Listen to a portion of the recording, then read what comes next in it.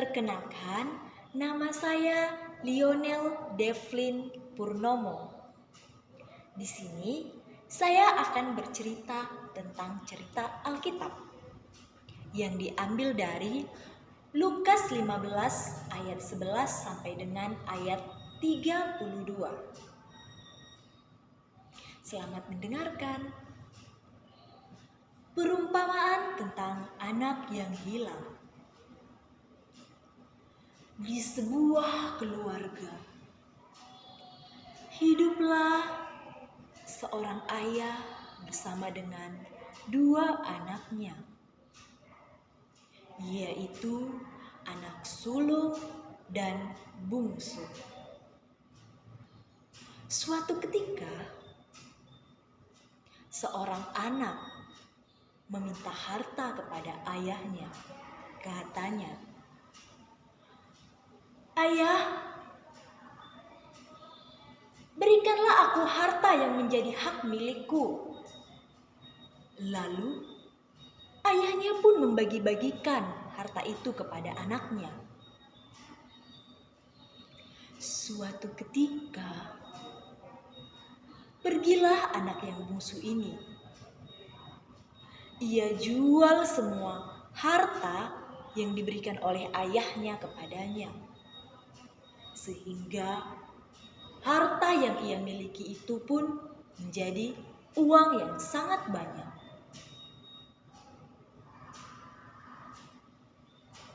Ia berfoya-foya, ia menghabiskan seluruh hartanya di negeri yang jauh.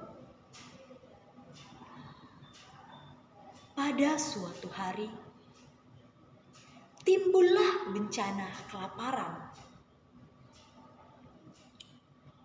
Ia tidak tahu harus makan dari mana, karena harta yang ia miliki sudah habis digunakan untuk berfoya-foya.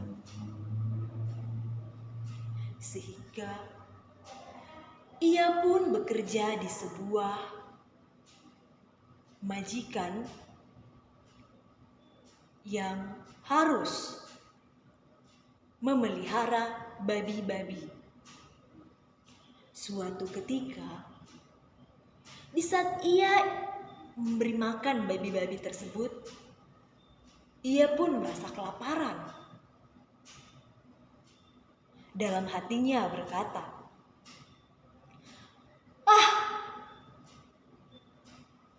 "Sudah bagus aku tinggal di rumah ayahku. Tetapi aku di sini mati kelaparan."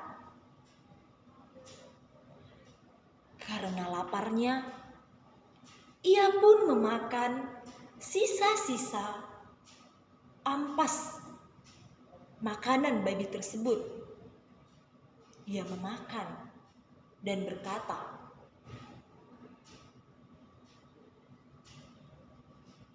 "Sudah bagus aku tinggal di rumah ayahku, tetapi aku mati kelaparan di sini. Aku akan pulang ke rumah bapakku dan kembali bersama bapakku." Begitu perihnya hidupku tinggal dan harus mati kelaparan di sini. Aku harus pulang dan kembali ke rumah bapakku. Aku akan menjadi suruhan bapakku dan bekerja di sana. Akhirnya, dengan rasa bersalah, dengan rasa sedih, ia pun pulang ke rumah bapaknya.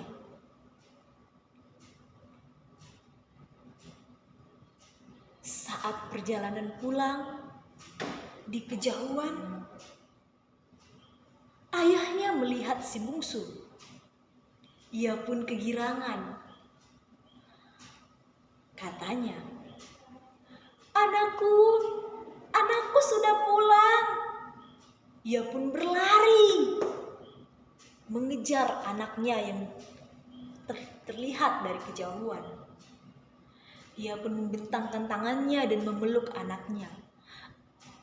"Anakku, engkau sudah kembali, engkau sudah pulang." Lalu anaknya yang bungsu ini pun memeluk ayahnya. Lalu dicium ayahnya, anaknya yang bungsu. Ia berikan sebuah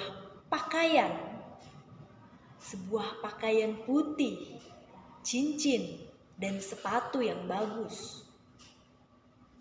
Tetapi di kejauhan datanglah anaknya yang sulung dan melihat kejadian itu.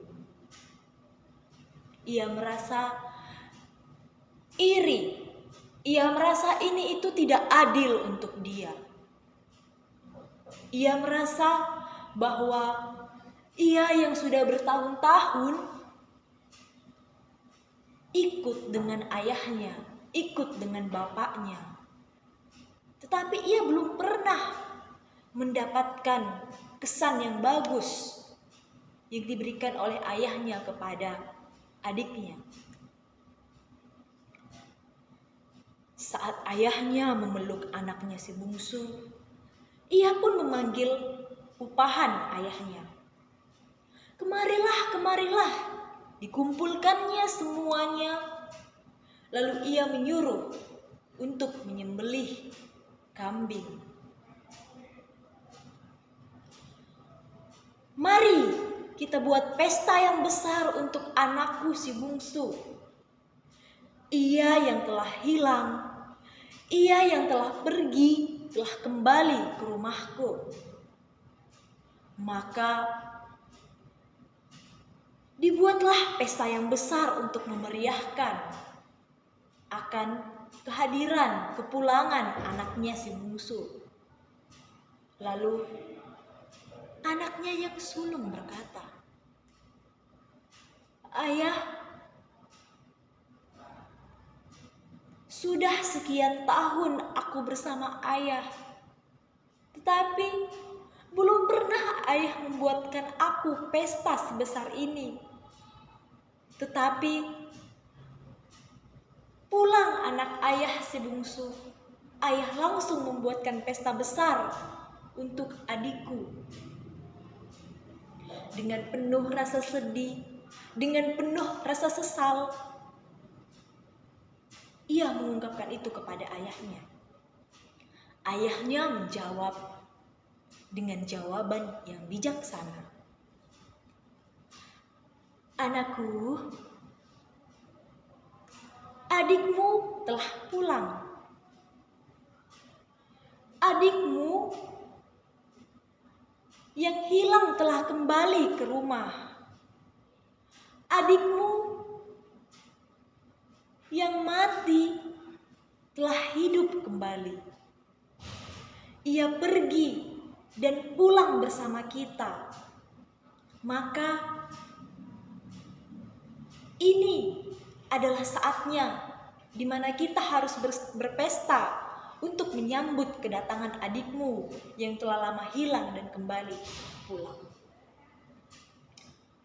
Akhirnya dibuatlah pesta yang sangat besar dan mewah. Semua sangat bergembira. Ayahnya pun berkata, "Sudah sekian tahun aku menunggu anakku. Akhirnya dia telah pulang." Terima kasih. Baik, inti dari cerita Alkitab yang diambil dari Lukas 15 ayat 11 sampai dengan 32 ini adalah janganlah kita menyombongkan apa yang kita miliki. Jika kita mempunyai uang lebih, janganlah kita memfoya-foyakan uang tersebut. Karena ada saatnya di mana kita akan jatuh. Ada saatnya di mana kita akan terpuruk. Dan mengenai sulung, janganlah kita mudah terbawa suasana. Apapun yang dilakukan oleh ayah kita, apapun yang dilakukan oleh orang tua kita, kita patut mensyukuri. Karena tidak ada artinya kita marah, tidak ada artinya kita benci, tidak ada artinya kita iri.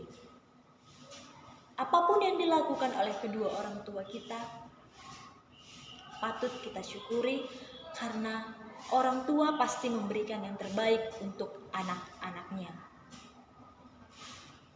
Jadi untuk kita semua, mengenai anak yang hilang ini, janganlah kita mudah untuk berputus asa juga. Semua pasti bisa dilewati. Apapun rintangan itu, kita pasti bisa melewati itu semua. Sekian dan terima kasih.